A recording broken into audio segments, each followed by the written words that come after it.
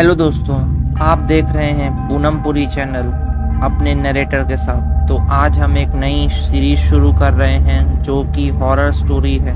उम्मीद है आपको ये पसंद आएगी। तो आज की स्टोरी हम आपको जो सुनाने वाले हैं वो है अमनपुरी की, जिन्होंने हमें अपनी स्टोरी शेयर की है। तो आगे की स्टोरी हम उन्हीं के प्रोस्पेक्टिव से एक्सप्लेन करेंगे। अमन दिल्ली में रहने वाला एक सीधा साधा लड़का था जो अपनी क्लास 12 कंप्लीट करने के बाद इलाहाबाद में पढ़ने के लिए आया था। अमन को इलाहाबाद यूनिवर्सिटी में एडमिशन मिल जाता है। वो अपने पसंदीदा बीएससी सब्जेक्ट को सिलेक्ट करके दिल्ली से रवाना हो जाता है। पर यहाँ आके उसे हॉस्टल मिलने में बहुत परेशानी होती है।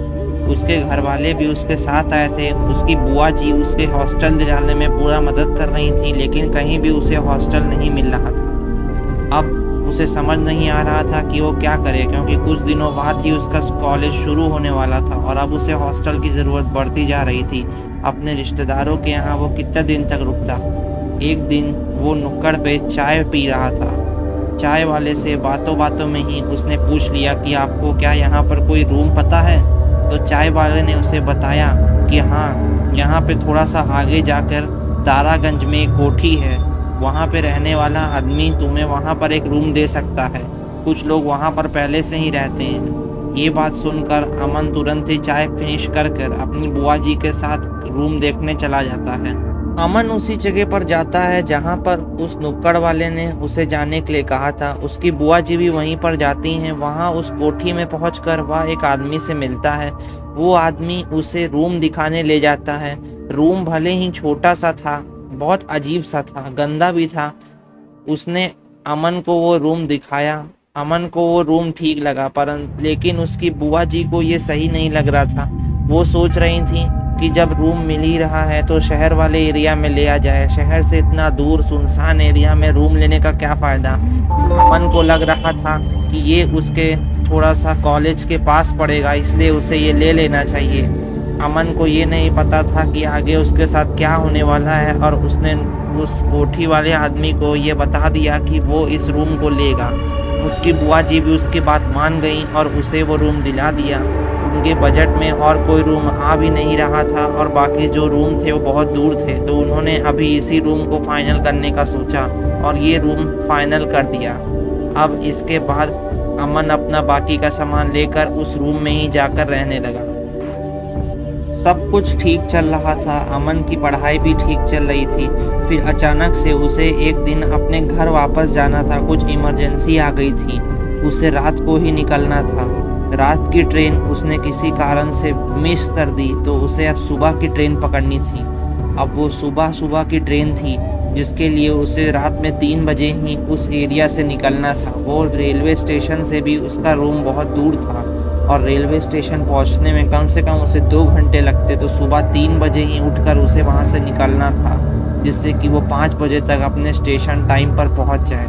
वो सब पैकिंग वैकिंग करके उस एरिया से निकलता है।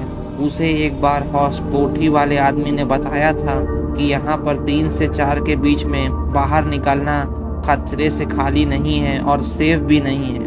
उसे लगा कि ये सब शायद वो ऐसे ही बोल रहा होगा कि रात में चोर चमार बहुत घूमते हैं, लेकिन उसे पता नहीं था कि अब उसके साथ जो होने वाला है वो कभी नहीं भूलेगा।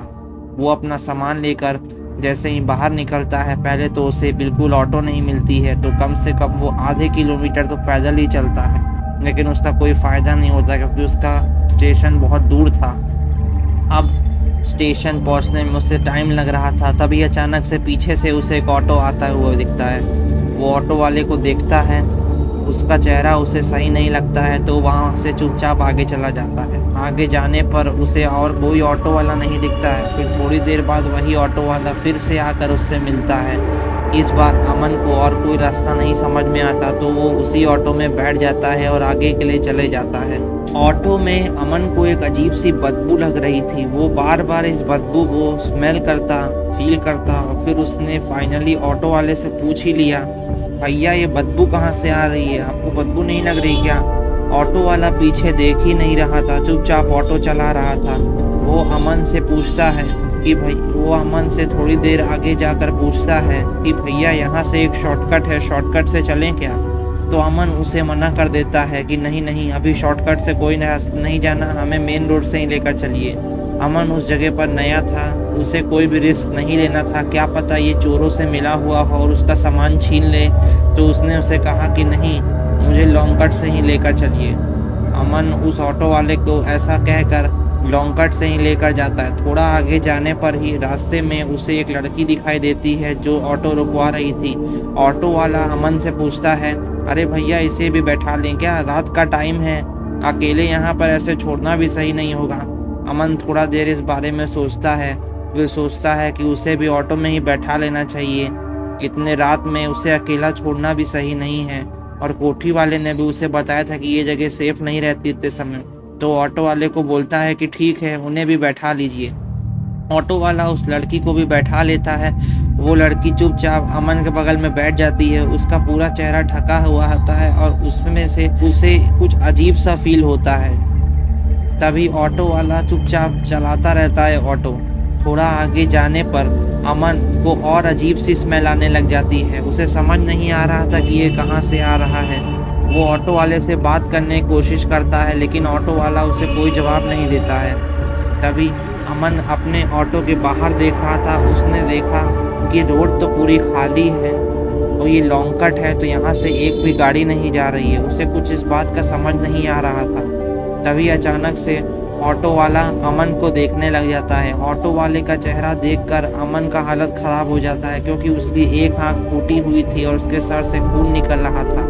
ये बात देखकर वह घबरा जाता है। वह उस लड़की की तरफ देखता है और वो क्या देखता है कि उस लड़की का पूरा चेहरा जला हुआ है, उसके चेहरे से खून बह रहा है, जिसकी बदबू अमन को इतने देर से लग रही थी।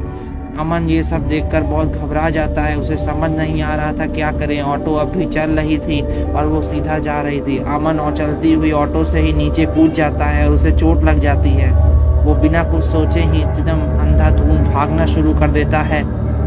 पीछे देखता है तो वो ऑटो वाला अब भी उसके पीछे आ रहा था। वो बहुत घबरा जाता है। वो अपना बैग फेंक कर सीधा भागना शुरू कर देता है, जितनी तेज हो सके उतनी तेज। अमन मन ही मन भगवान जी का नाम लेने लगता है। उसे समझ में आ चुका था कि उसने बहुत बड़ी गलती कर दी है। कोठी वाले अंकल की बात ना मान के इस समय निकलकर उसने अपने जान खतरे में डाल दी है। जितना तेज हो सकता था उतनी तेज भाग रहा था, पर रास्ते में एक पत्थर पे उसका पैर पड़ता है, जिसकी वजह से वो बहुत जोर का गिरता है और उसके सर पे इतना तेज से लगता है कि वो वहीं पर बेहोश हो जाता है। सुबह जब उसकी आंखें खुलती हैं तो देखता है कि कई सारे लोग उसे घेर कर खड़े हुए हैं। वो लोग उसे उठाकर तुरंत डॉक्टर के पास लेकर जाते हैं। अमन उस समय भी बेहोशी की ही हालत में था, क्योंकि उससे इतना जोर से सर पर लगा था कि उसके सर से बहुत ज़्यादा खून बह गया था। डॉक्टर उसका चेकअप करते हैं और उसे हॉस्पिटल में एडमिट कर देते हैं। उसकी बुआ को ये सब पता चल जाता है। उसकी बुआ उससे मिलने इलाहाबाद आ जाती हैं। उनमें से एक आदमी जो उसे घेर कर खड़ा हुआ था, वो उससे पूछता है कि अरे बेटा, यहाँ पर तुम क्या कर रहे थे और यहाँ पर कब से पड़े हुए थे, कहीं पी पा के तो नहीं गिर गए। अमन उसे बताता है कि उसके साथ क्या क्या हुआ था और उसने क्या देखा। ये बात सुनकर वो आदमी एकदम दंग रह जाता है। वो उसे बताता है कि वो बहुत किस्मत वाला है कि वो बच गया, नहीं तो इस रोड पर एक बार एक हादसा हो गया था। एक गाड़ी में पेट्रोल लीकेज के कारण वो बीच रोड पर ही डूब गई थी और एक ऑटो वाला फुल स्पीड में रोड से जा रहा था। वो वाइन पीकर ऑटो चला रहा था और उसने गाड़ी वाले को इतनी तेज टक्कर मारी कि वहीं पे बॉम्ब ब्लास्ट हो गई और ऑटो में बैठी हुई लड़की भी वहीं जलकर मर गई। इसी के बाद इस हाईवे से जो भी जाता था उसके साथ ये हादसा होता और जिसके साथ भी हादसा होता वो ज़िंदा नहीं बचता, और जो ज़िंदा बचता भी उसकी तुमसे भी ख़राब हालत हो जाती। लेकिन भगवान की दया से अमन को कुछ नहीं हुआ था। वो जब अपनी बुआ जी से मिलता है तब उन्हें ये सब बात बताता है। उनकी बुआ जी ये सब बात सुन के अमन को तुरंत ही वो वाले रूम से कहीं और लेकर जाती है। भले ही बजट महंगा पड़े, लेकिन उसे एक सेफ जगह पे रहने के लिए रखती हैं। अब अमन वहीं पर रहता है। अब उसके साथ ऐसा कुछ नहीं घटा है। ये कहानी हमें अमन ने ही शेयर की है। तो दोस्तों, अगर ये कहानी आपको पसंद आई हो तो इसे लाइक कीजिए, हमारे चैनल को सब्सक्राइब कीजिए और अपने दोस्तों के साथ शेयर कीजिए। हम डेली वीडियो हम डेली वीडियोस अपलोड करते रहते हैं, तो उन्हें भी चेकआउट कीजिए। Thank you and take care.